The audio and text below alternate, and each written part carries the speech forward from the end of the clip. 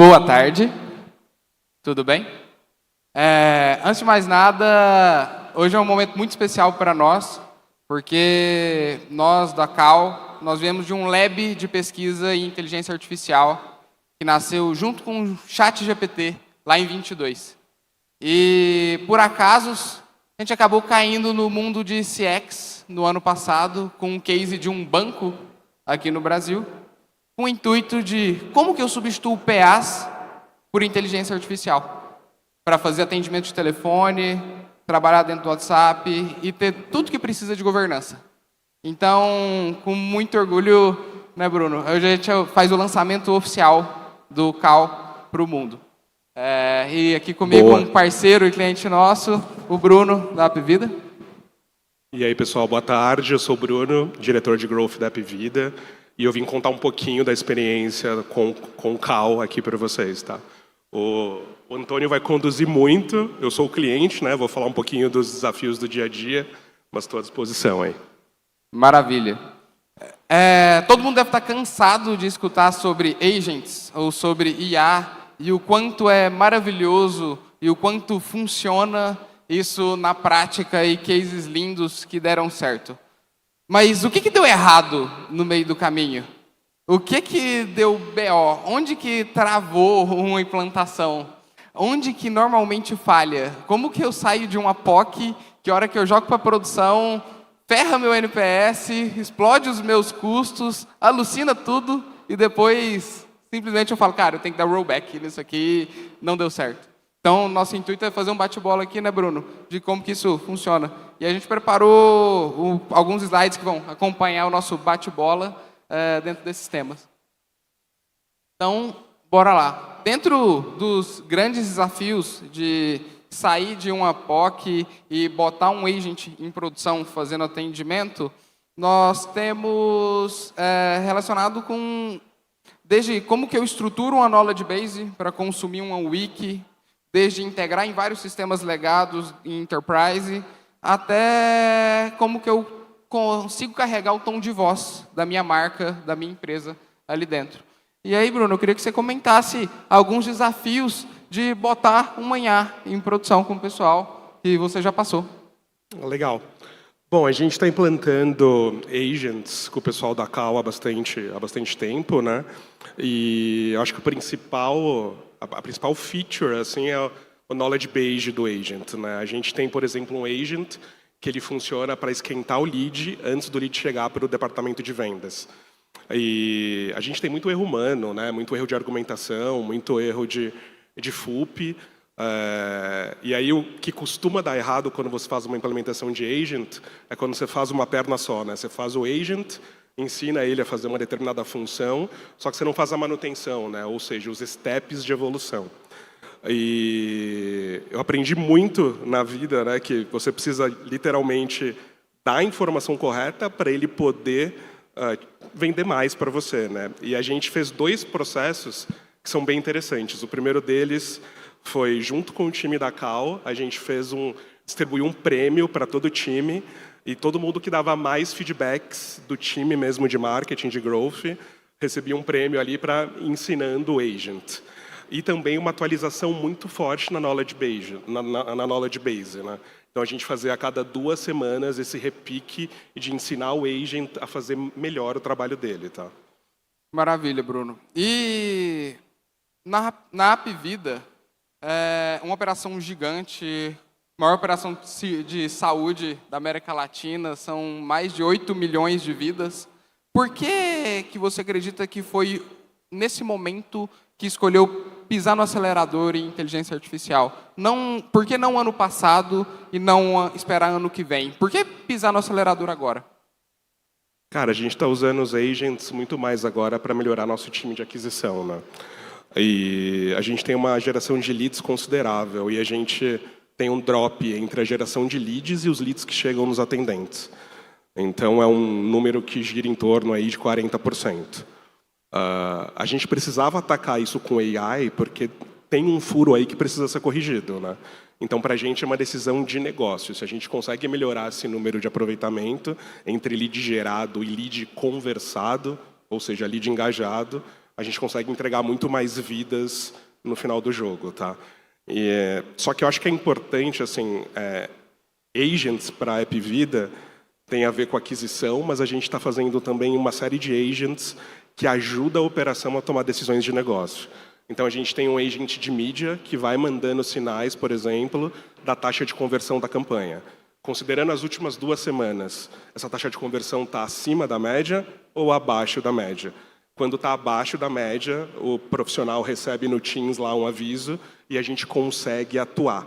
De que forma a gente atua? A gente pode falar com o agent de mídia para já fazer a alteração, ou a gente pode chamar um agent de criação para mudar o criativo daquela campanha e aumentar o CTR, né?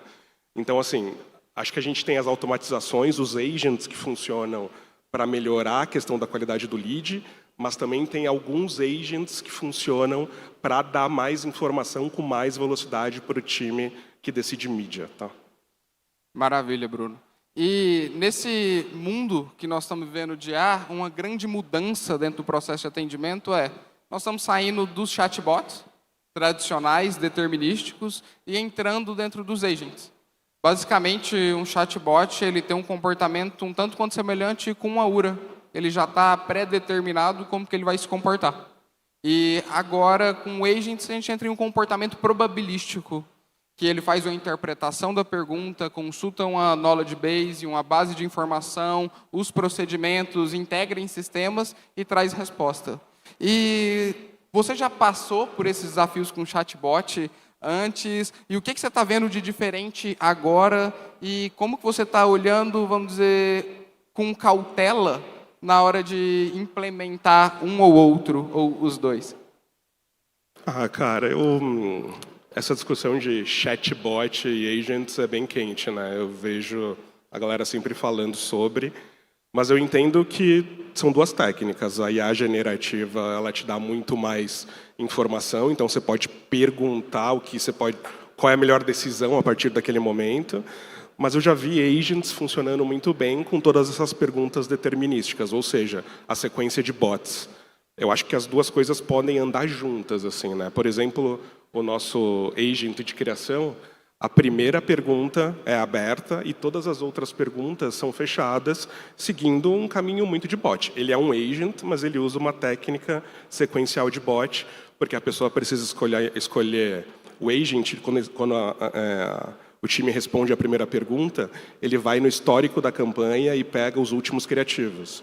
E aí a pessoa pode escolher um dos criativos e ela começa a alterar aquele criativo. Então as perguntas são, olha, qual o tamanho do display que você quer fazer? É um display X, é um display Y, é sei lá, uma campanha para o Instagram, é uma campanha de vídeo? Então são perguntas fechadas porque a gente entendeu que funciona melhor assim. Se deixar muito aberto nesse momento, é só custo de API, né? Então, cara, eu gosto de usar os 2 ao mesmo tempo. Assim, eu particularmente acho um pouco de viagem ficar dividindo essas 2 coisas. Sensacional. E até para otimização de custo e segurança.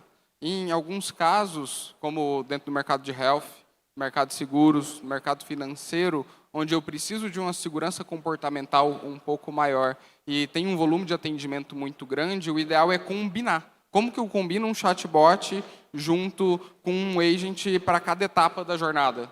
Para que eu consiga, de fato, respeitar todos os padrões de compliance, de um lado, e ter um custo ótimo no final do dia. Bruno? É isso que a gente tem percebido. Tá. Eu gosto, cara, de... Assim, a gente precisa criar uma série de agents com um objetivo muito bem definido de negócio, né?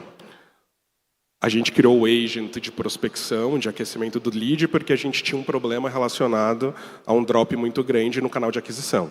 Então, o agent gera um saving absurdo para a gente.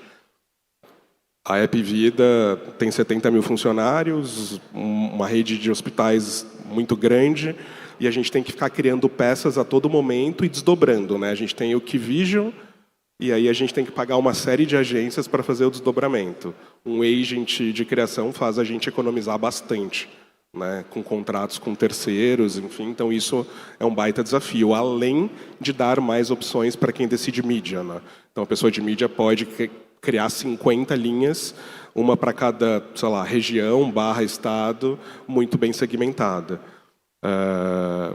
Então, assim, cara, eu acho que, não sei se foi muito tua pergunta, mas para mim o agent e AI é uma resposta para um problema de negócio ali, né? Você faz, não tô falando só de reduzir time.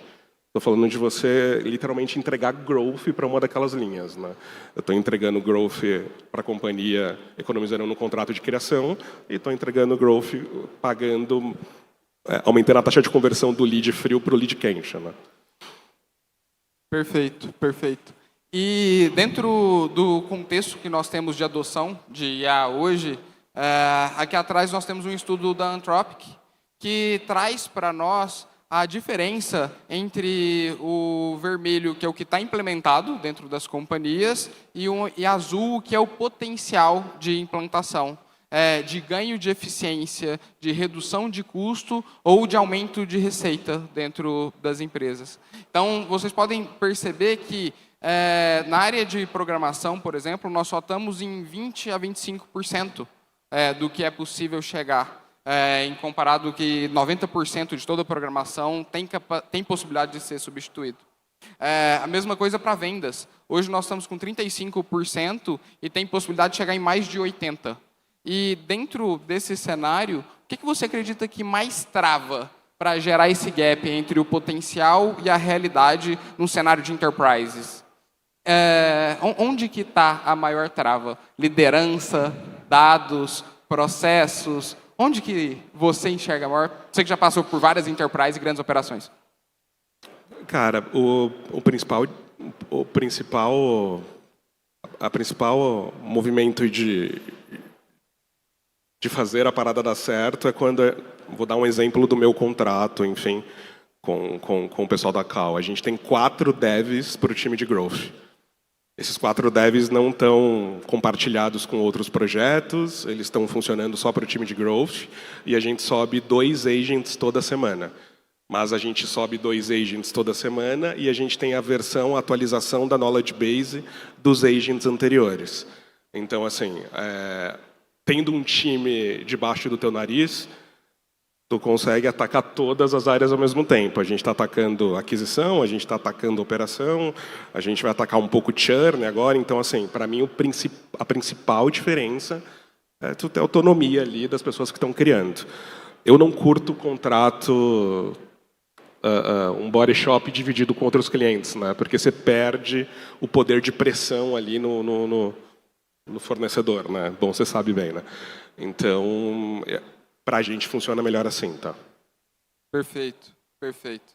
E nesses agents, já puxando um pouco da sardinha, eles que são construídos dentro de uma plataforma que já entrega governança, como que você tem enxergado nos últimos meses sair de uma POC e ir para escala e ir em produção, onde muitas das vezes eu encontro um rollback dentro do mercado? O que você viu de diferente até agora de construir as jornadas em cima do Cal, dentro de um sistema que entrega padronização e governança, e como que foi o comportamento disso em produção? Cara, a principal vantagem do Cal está conectada com a observabilidade. Assim, eu consigo saber exatamente o que está acontecendo em real time com todos os agents. Subir um pedido de knowledge base para a gente atualizar algum conhecimento. A gente tem a via de feedback via plataforma, mas a gente tem a via de feedback direto do time, que está testando todos os agents. Então, isso faz com que eu tenha quase que otimizar um funil, né? Em growth, a gente sempre está otimizando o funil. Enfim, funil nem é muito mais usado, mas os agents funcionam da mesma forma para mim, né? Você tem que olhar para ele e tem que fazer uma evolução semanal. Então, quanto mais caminhos para isso acontecer, então a observabilidade é importante. Tem uma questão de custo que a gente não entrou ainda, mas que eu estou bastante de olho, é o preço das LLMs, né? Vocês sabem que o preço é bem absurdo para quem faz muito atendimento. E você orquestrar as LLMs é super importante. E te dar uma plataforma que você pode fazer testes de atendimento orquestrando as LLMs costuma funcionar muito bem, né? Então, assim, isso funciona bem para a gente. Excelente. E falando sobre funil ou pilares, para fazer rodar, nós definimos 3 pilares. quando a gente foi estruturar o projeto junto com a Apvida, de fato, de colocar IA na vida real e em diferentes áreas lá dentro. E a primeira delas foi o Comitê de Excelência em IA, que a gente tem trocado. Que é essencial, cara. Assim, desculpa te cortar, cara. Manda brasa. Mas acho que todo mundo aqui, às vezes, se depara com uma situação de que você tem um conhecimento bacana de growth barra AI, só que a diretoria da empresa não compra muito a ideia, né?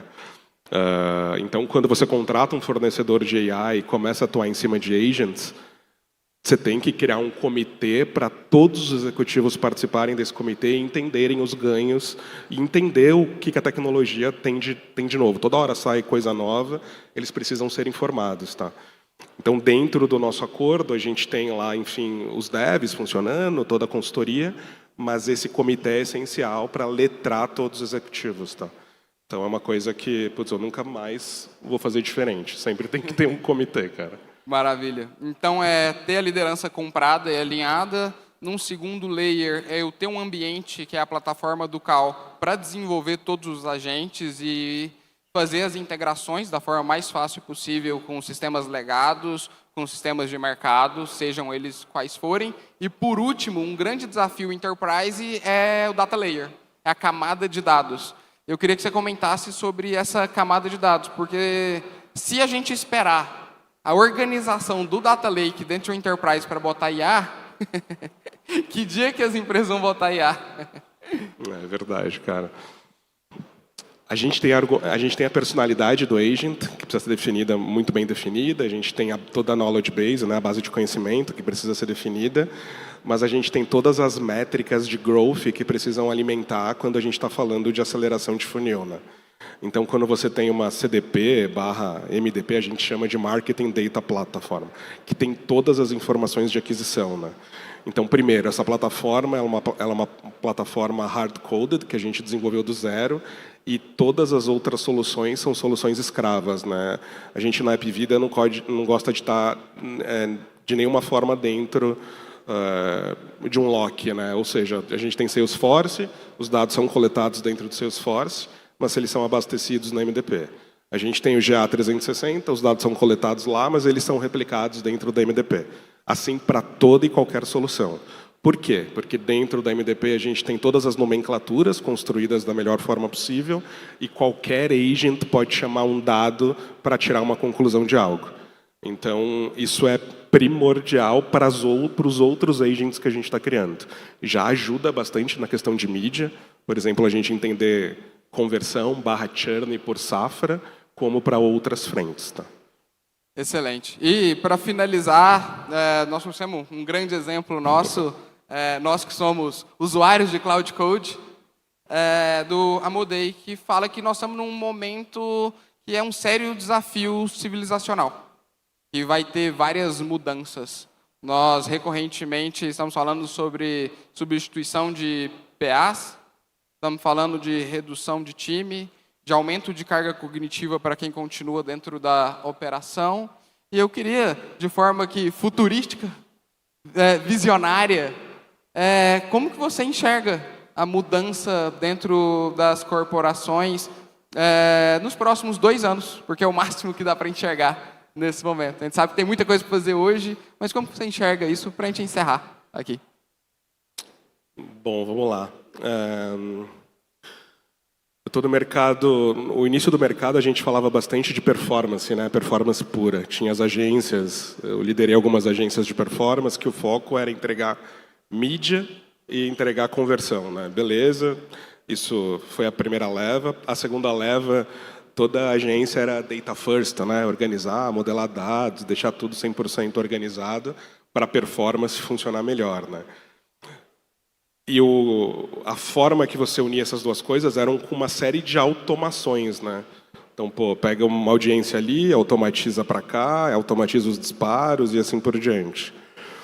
O agent te dá a possibilidade, a IA te dá a possibilidade de pedir um conselho baseado no histórico, né? Então, as decisões de negócio ou de growth podem ser muito mais profundas, né? Então, assim, eu enxergo os agents. Hoje a gente está muito dando trabalhos bem simples para os agents, mas a inteligência está evoluindo tanto que eu já consigo pedir, por exemplo, relatório de propensão de venda para alguns agents da vida.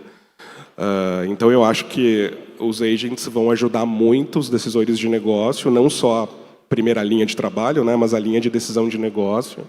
Então, eu acho que vai ter muito agent conselheiro, vai ter, quando tu for contratado, você vai ser contratado, vão te perguntar na entrevista, pô, legal, você veio fazer growth, mas você tem algum agent que trabalha com você? Como que é teu stack de trabalho e assim por diante? Então, eu acredito muito nesse package, assim, sabe? Excelente, Bruno. Gente, muito obrigado, muito prazer estar aqui com vocês. No final do dia, tecnologia serve para servir negócio. Exato. Serve para aumentar NPS, serve para trocar PA, para reduzir custo, serve para aumentar a qualidade, aumentar a taxa de conversão. E quem quiser trocar ideia, falar sobre como se colocar agents em produção, vai ser um prazer com todos vocês. Uma boa tarde e um ótimo restinho de evento. Valeu, pessoal. Obrigado.